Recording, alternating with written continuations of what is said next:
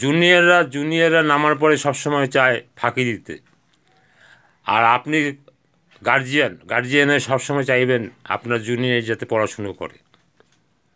Junior পড়াশুনো করলে আপনার সাকসেস হবে। মা বাবা চায় পড়াশুনো করুক, সন্তান চায় পড়াশুনো করব না।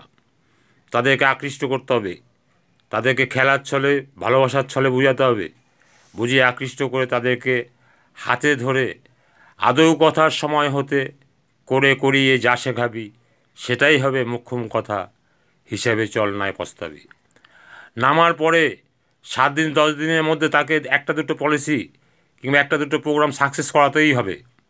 ওইটা ওদের বাঁচার রসদ। দেখাতে হবে হ্যাঁ মার্কেট নেগেটিভ নয়, মার্কেট পজিটিভ। একটা দুটো প্রোগ্রাম যদি সাকসেস হয়ে যায় সেই জুনিয়রটা বেঁচে গেল।